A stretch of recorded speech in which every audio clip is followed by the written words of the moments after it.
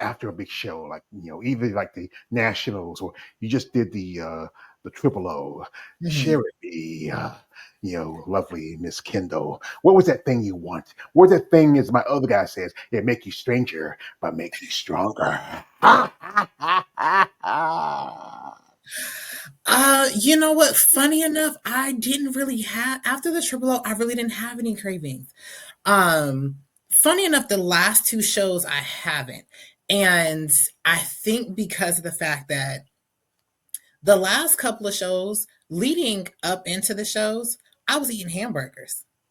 I was going to Wendy's because I extended out my prep a little bit longer because we had some other things that we wanted to do that I wanted to be in shape for. So I was already so far ahead, and at a certain point my body will tend to kick into high gear. So I was eating double cheeseburgers, I was eating french fries. So by the time the show comes, I'm like, all right, you guys can pick, I'll just sample off of everybody's plate. Like, it doesn't really matter. It doesn't matter. Uh, maybe ice cream. Maybe ice cream is the thing that I kind of crave afterwards, but for the most part, I don't really have too many cravings. And I honestly I really try not to, because of the fact that when you have those cravings after the show, you can send your body into some weird places. You can shock your body so much. You can shock your body so much that it sets you back and you can make yourself sick. Mm, So it's you try not to do that to yourself because you don't want to set anything back. yeah. So I I understand. try to be really careful. Yeah, I understand that. I remember I interviewed a young lady. She, after her last show, she kind of was in hankering for something, and she wake up the next morning, she puked because she dreamed about ice cream and stuff. And, because your body sometimes, if you especially on a diet or you're certain things you don't eat, and then you get a chance to eat them, it can set you back because it's like Yes. being an addict and not taking a drug for a long time and then you take it just winks you out. So Yeah.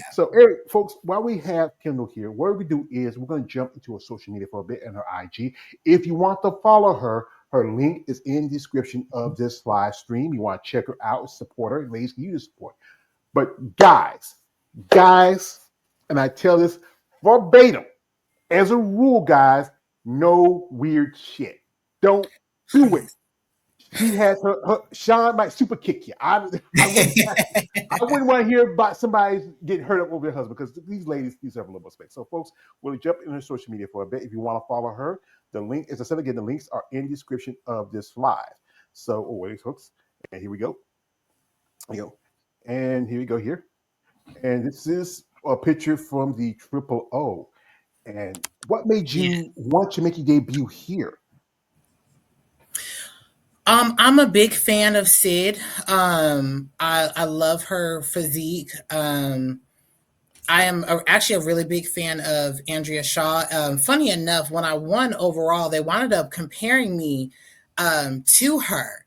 And for me, I was like, this is even better because now I can meet her. Like, now I can be in the same room with her. Now I can kind of see how I line up with her. So, I mean, and then plus my family is close by. So it was a good opportunity for them to be able to come and actually see me. So I just figured, why not? Yeah, it's good because that's in Arizona. This is her training, and wow, you got a great back. Wow. Thank Yeah. you. Who's your coach? Who you been working with? My husband, actually. Yeah. Oh, wow. Yeah, it's Yeah. it's, it's My not that. husband. Yeah, yeah, it's pretty good. I mean, has he has other clients? Or he just has you.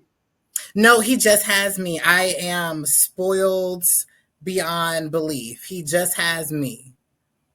His woman. He has to take care of his Yeah. woman. You know that. So at the Triple O, who was the head judge? I think was it Sandy that year or somebody else? Yeah, Sandy did. She was head judge.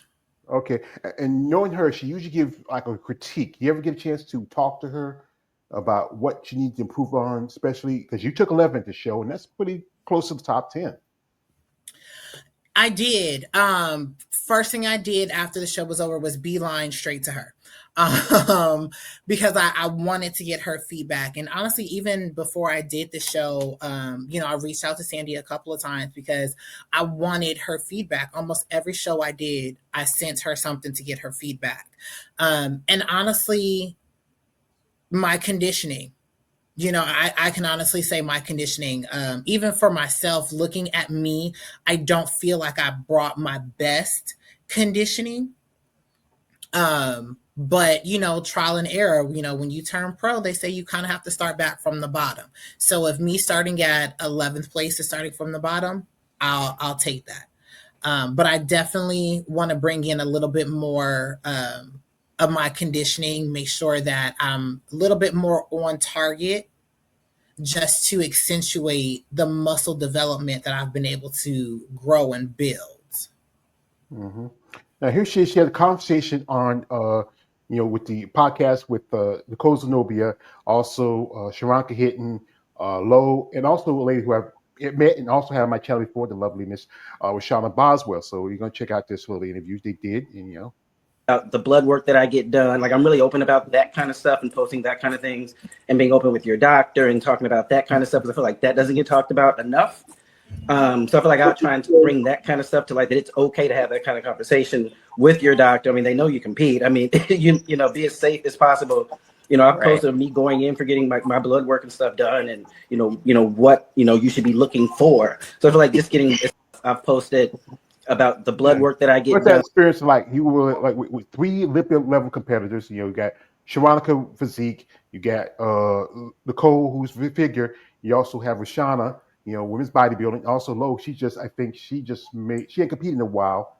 This is her. She also was at the Triple O. Looked very Yeah. impressive. So what's that? Yeah. I was honored.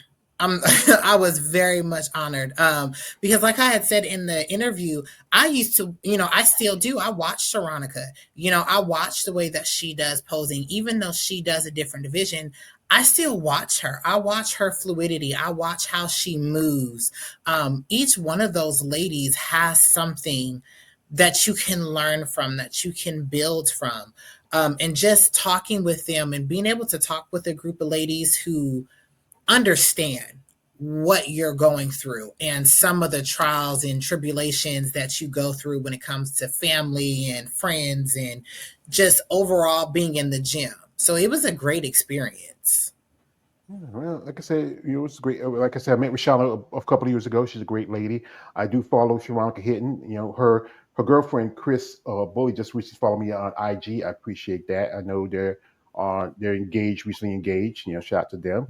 And Nicole Zenobia, she's a lovely lady. Amazing lady.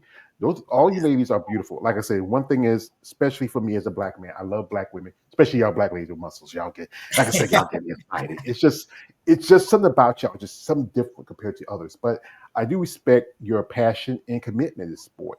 So now, since doing your first pro debut, are there any more plans? You feel like you want to take some more time? I do want to take a little bit more time, just to fine tune. After some of my feedback, there wasn't much feedback that I needed to kind of nitpick and go back to the drawing board on, but you can never go wrong with kind of going back and reassessing yourself and making it a little bit better, because every show at this point you're going against some heavy hitters, so you have to bring your best package. And for me, I want to top that show. I want to top how I looked for nationals. I want to top how I looked for Triple O. So I want to take a little bit more time. I usually do like doing my Texas shows. Um, I'm not sure if I would be able to get away with not doing a Texas show. So you never know. You may see me in August. Well, like I said, the Texas Pro in August. There's also is a show in San Antonio, and also there's the State of Texas show. There's at least three shows in Texas, with figure. I was hoping this year that Texas Pro would have women's bodybuilding, but things are happening. It's just but it can be like that. And you did the battle up, and a friend of mine, she was there. She was there promoting her brand as Eunice Kitchen. She does bad rap. She's a great lady. This is I'm gonna tell you this true story about Eunice. And Eunice, me and her have become good friends, kind of fast friends. I really respect what she's doing. She was at the 2023 Olympia. And I always want to show this out. And if you guys, I know you guys, you haters, I love y'all haters. Y'all complete me. And she got me this issue of muscular development. And it's just a magazine with Andrea on the cover. But what makes it so special is this. It makes it so special is this one thing about it is that she signed it. Oh, nice. I love her even more. I mean, I remember I actually saw her do a guest posing at Savannah back in 2022, and it was a great opportunity to see her. And women like her and yourself and all the competitors really I admire y'all ladies, what y'all do. Also, as I said again, my other crowd, my superior smell, y'all ladies just excite me, especially when I was younger. But during this concert, I get to really know who you are. It's like I know Mila Ash was there at the what's the lady who I'm a fan of, a friend lady who become friend with Gabby was there. I mean, just an amazing group of women in bodybuilding over the last few years. Everybody from your division, you have people like Jessica Reyes Diaz, because you met her before. Mhm. She's possibly on the way to be the next Miss Olympia, or unless it's Lola Montez. You heard that. Not Whitney. Missy Prescott's coming in. What's your Yes. thoughts of this with Missy coming in from fitness to figure? Um, you know what? I say if she wants to slap some heels on, come on over, let's do it. Um, it's gonna be different. It really is. It's gonna be different. Because when you're so used to not having the heels on, now having to put them on, it's gonna be a little bit different. But I believe if you really love the sport, then you're gonna come and bring the best that you can. Well, you gotta remember, fitness do wear high heels too, but they just got the other part where they do a lot of jump around, move around. They do a lot of the Right. physical part of it, but it's not too much of a move for her because she has great aesthetics, she has a great look. I Mhm. mean, maybe also I know some ladies who have done with what got injured she had back a few years ago that might have maybe made the decision to step back from weight, but you never know, she might go back. So, what did you feel as a competitor bodybuilding needs, especially for the women to evolve, even to get attention? Honestly, I love the fact of Triple O with their pro show, with it being a all female show. I love that. I would love to see more female shows, even if it's just in the NPC, because there are so many women in bikini. There's so many women in wellness. I would love to see more women shows. So that way we can basically showcase and say, hey, we're here, we're supporting. Um, and it's kind of funny because going through NPC, there's not that many women that are doing figure. There's not that many women that are doing women's physique, and I don't know if it's because it's the look that women are going the opposite way on, or because there's not that many women dedicated shows. But I would love to see more shows kind of like Triple O, where they focus specifically on women to say, hey, this is your time, this is your showcase, do what you come to do. Because they do put a lot in men, whether it's classic, whether it's, they put so much emphasis on men, we kind of get left in the lurch a little bit sometimes. Well, this is how I see this. If you look at it, this is how it is. The promoters will put the money behind the man more than the women, unless you're bikini or wellness.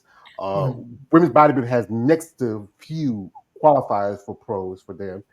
The men's division, you look at it, like at the Auto Classic, guys like Derek Lungford can walk away with nearly half a million dollars, while some of the ladies in the other divisions, even the men in the division, don't get as much, because this is how I say it. If you know the pimping game, the men's division is the bottom bitch. It's the one that always gets the attention, gets the money, and and it's harder to do. Promoters usually just want it because they promoters about making money, especially in the Yeah. NPC, because they make their money off of the number of competitors. You have people do crossovers, and that's one thing I think they kind of changed the divisions a bit, because you have competitors crossover from. I interviewed a lady who did national. She did both figure and wellness, but she got a pro card figure. I have known ladies who've done. I mean, one lady, she won 3 pro cards, 2 of them in figure, 1 in physique. That's the thing is, it's a money thing. And the thing is, they feel like the women don't get as much attention. Although if you're bikini and wellness, there's another show that's an all-woman show that is the Arizona Pro, Rising Phoenix / Arizona Pro. It's changing now. The women's bodybuilding part is going to be more of an open qualification, no longer invitational, because that's a show that Andrea has done the last 5 years. And there's also another show that's going to be as all women. It's the Vancouver Island, but they don't have figured. They do have women's bodybuilding, physique, and wellness. But Right. it's like I said, you got to find promoters who are willing to say, you know what, let's give the ladies a chance. Let's put the guys to the side, But most of them don't want to do that because they feel like if we do that, we're not going to get sponsors that want to put money behind us. Right. Even if you got bikini wellness, they still want to see. You want to see the guys. You want to see the big freaky guys. Yeah, yeah. You want to see the big muscle bound guys, which is nothing wrong with it because they put in work, and I think a lot of the guys look awesome. But us ladies, we need some love too. We need love too. We put in a lot of hard work too. Like Ella Crucial, you need love, because Yes. I gotta say it may not be the '80s, but I'm down with the ladies. Like the thing is, like especially for women, the cost of it is tough because for guys, all you gotta do, and I keep saying this, it's true story. Guys gotta wear a pair of banana hammocks and board shorts. That's about it. Y'all, other than the cost of them with their food and other stuff and gear, whatever they use, but then for y'all ladies, it's just counting in because lucky your husband's your coach. You have to worry about paying a coach. Right. You take care of your own nutrition and stuff like that. That's good. And then you got to think about traveling to the shows. Then if you are like some competitors that did masters, you got to pay interest fees. Then hair, makeup, tanning, your jewelry. I mean, everything. Your suit right there. That's your cardinal or your rent for the month. Listen, when it comes down to showtime, and you got to sit and you calculating everything, you kind of start scratching your head, going, "Do I love this sport?" because you do. You have to do hair. You eyebrows, eyelashes, makeup, suit, shoes, jewelry, tanning. I mean, they're waxing. There's so many, right. There's so many things. There's so many things that women have to do just to get on stage. And it's like, okay, what am I leaving with? Okay.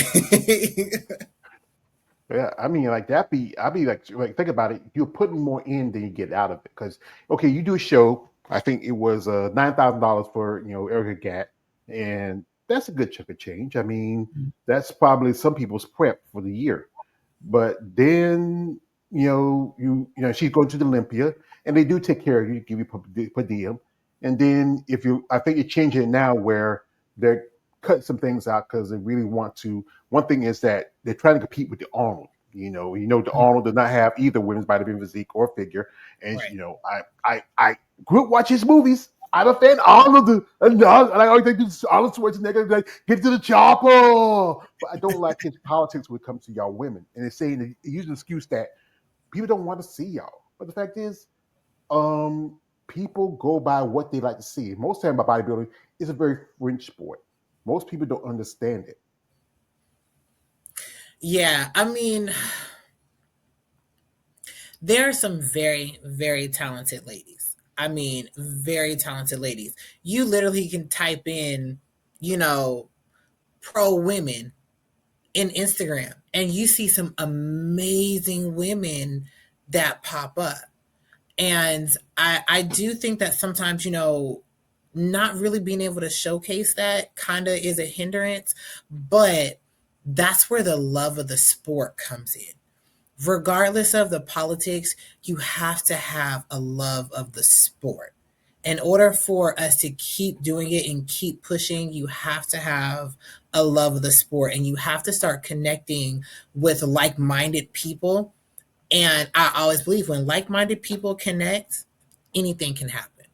So I'm very hopeful for the future of women in bodybuilding, figure, physique, and bodybuilding.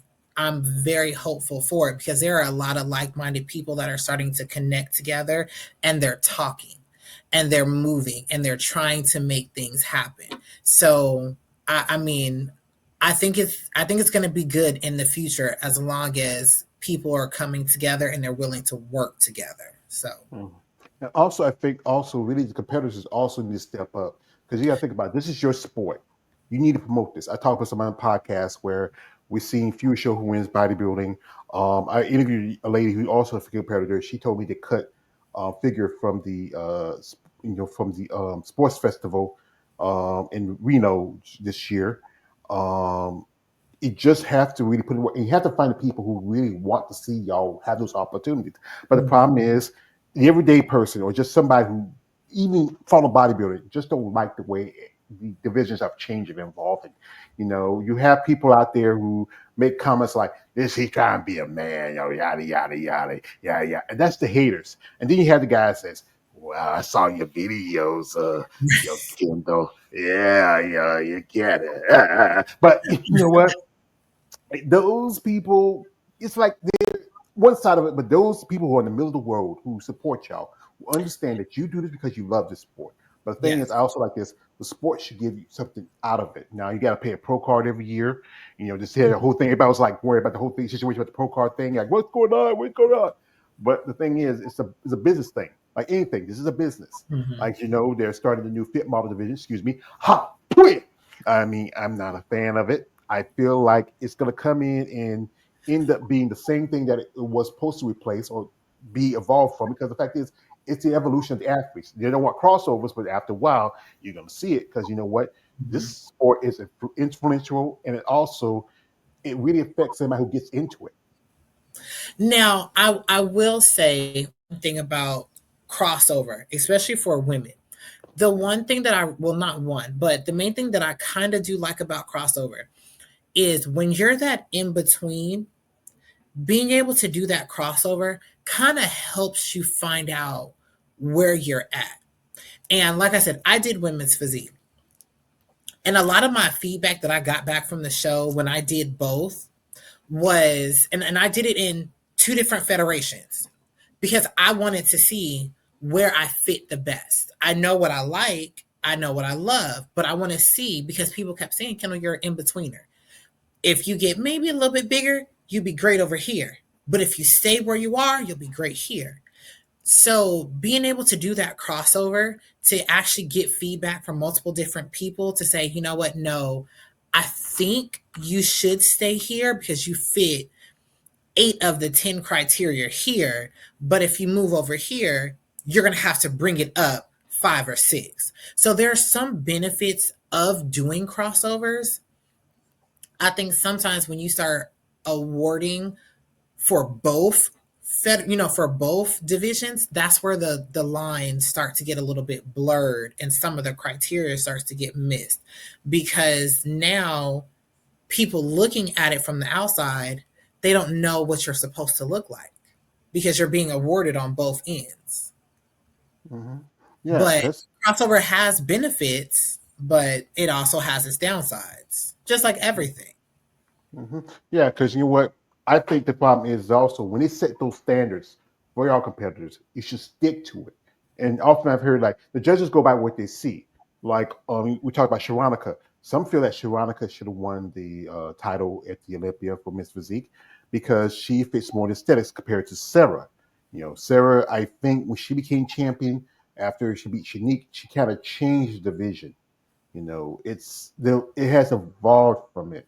With Sid, she was, I would say, the standard of of women a women's figure, a figure. I don't call it women, I just call it figure. There is guys who we call it men's classic. You know, if you break it down to it, there's only ones that don't have a male parallel is fitness and wellness. There's not a lot of guys who want to be jumping around, and not a lot of guys who want to see a big butt. Right. But you know, you have men's open bodybuilding, you have women's open bodybuilding. You have 212, and I think I would call physique closer to 12 than it is men's physique. Men's physique is more like bikini, and men's classic is more like figure. Yeah, I can see that. Yeah, I can definitely see that. Yeah. And yeah, and it is true because you can only judge what you see, what you have on stage. You have to pick from what you have on stage. But sometimes when you have a stacked class, the best thing to do is pull back that rule book and just go straight by criteria. That's the best thing that you can do to make it fair. Just for everything. Yeah. The thing is that, I think sometimes it's also a popularity contest. Sometimes you see competitors that are like with Jessica, she was doing like 2 or 3 shows in a year, and my personal feeling like you already got your spot.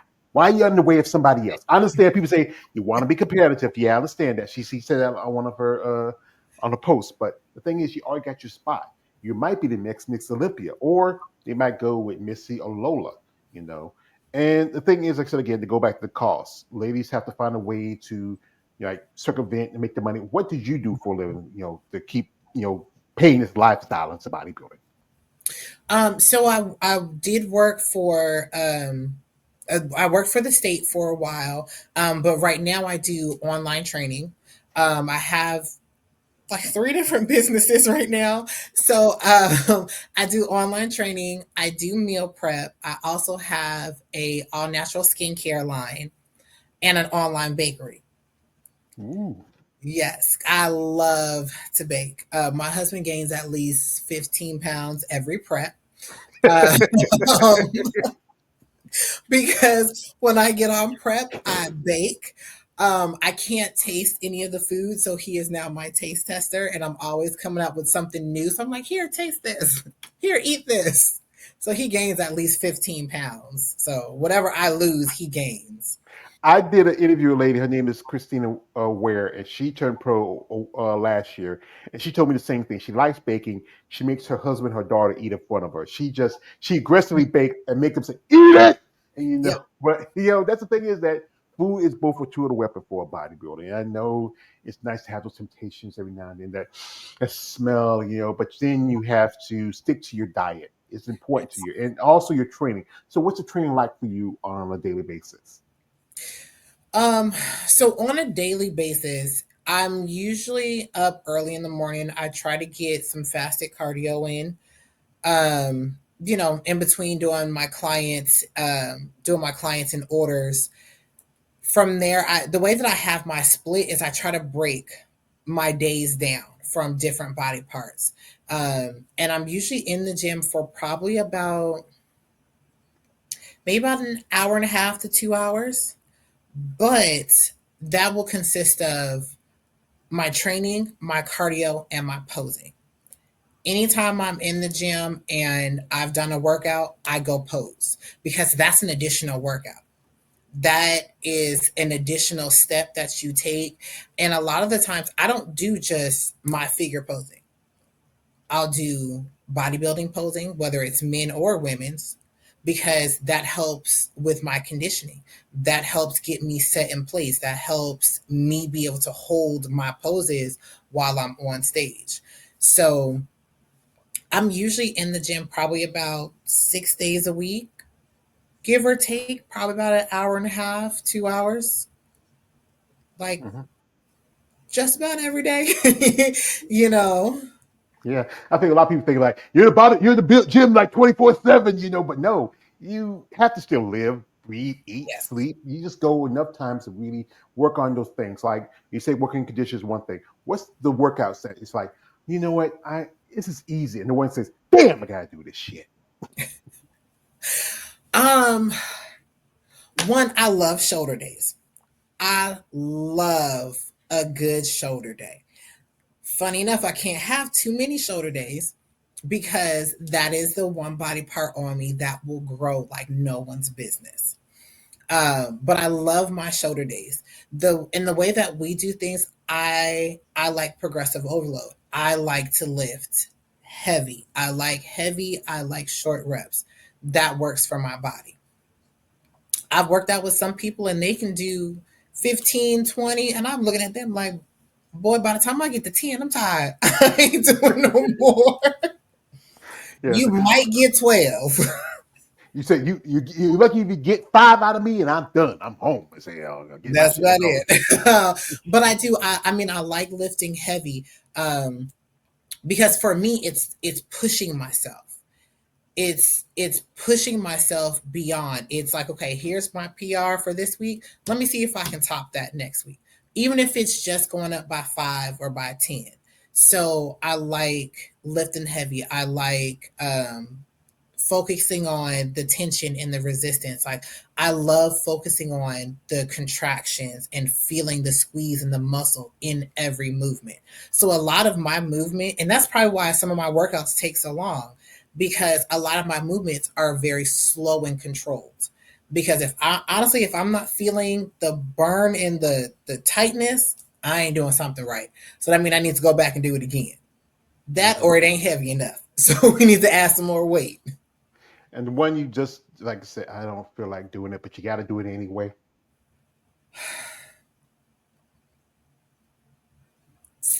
Maybe arms, honestly. And which is funny because I love shoulders, but arm days, I'm like, arms and triceps. I'm like, don't I get arms and back? Do I have to do it? Do I have to do a whole day with just biceps? I really don't want to. say, yeah, Mom, I don't want to do this. I don't want to go to school. I don't want to go to work. I don't want to Yeah, work my arms. But the thing is, this is part of the process. You have to work on your strengths and also work on your weaknesses because you improve on yes, you improve on your strengths. It's already you're doing pretty good, and you improve on your weaknesses. You have to be a complete athlete, and with figure, most definitely the back and the shoulder is the most important part of it because I know ladies telling me how you have that Dorito look to you upside the Dorito. You have the brown round shoulders. Some of y'all ladies, I think one lady I follow, Vera. My God, her back is beautiful. I, you know, I'm gonna. It's some ladies out there. I mean, backs are phenomenal, absolutely phenomenal, and they're just standing, and you're like, that's a whole roadmap you got back there. Like backs are phenomenal. Yeah, I know. One lady at the show, Teresa Vosik, she won it last year. Her back is off from killer. So sometimes I say, you know what? Do y'all need a massage therapist? I studied when I was in school. But that thing everybody has those things, those great aesthetics, and I would say y'all ladies, especially in figure, y'all have amazing bodies. That's why I'm expanding my division. I'm mostly focused women on women's bodybuilding because I've been a fan of a long time. Physique, I wasn't too much a fan of it, but I've really gained a lot of respect for the division the last few years, and with y'all ladies too. I've interviewed a few figure ladies in the past few years since I started this content. I really get to know more about each division. I even had a few, girls, well as competitors, but in the amateur league. I had a couple ladies that do pro, but I like to get my hands on some more if I can ever to. And I've done some interviews with ladies bikini.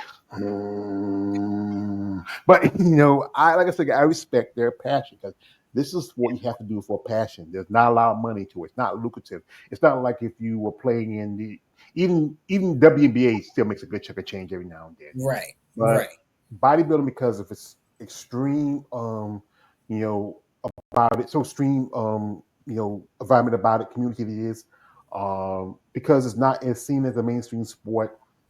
It's funny, back then you used to catch it on television, but you now can catch cornhole and pillow fights, and it's sad that y'all competitors don't get that much respect recognition, even though I've talked to ladies from Australia and Great Britain and South Africa and the Czech Republic, South America and Canada. It's growing bit by bit, but still most average people wouldn't know who's Andrea Shaw, or Sid Gillen, or Whitney right, Jones, or any or other than maybe a guys like Chris Seabum or maybe Samson Dewar because they're the guys, but still even some of them are not recognized. right. And a lot of people know them because of influencers. And there's not too many influencers that are focusing on the women. they do see the guys because they want to mimic what the guys are doing. But if you do have an influencer there that's looking at the women, they're looking at bikini, they're looking at wellness because thighs and butts are all of the rage. So they're gonna gear towards them versus some of the more muscular women categories. So I mean, it really sucks because I mean there's some beautiful women with amazing physiques, and not even just their physiques, their stage presence alone is captivating. And a lot of these women have gymnastics, tumbling, track. Like they have so many different, activities that they've done in their background that you don't even know about. You just say, oh, she's muscular. We don't want to look like that. You have no idea. One woman I'm a fan of is Ashley Jones. I love this picture just from the Olympia back in 2022. My Oh, gosh, she's so beautiful. I mean, that smile, that physique. I mean, it's just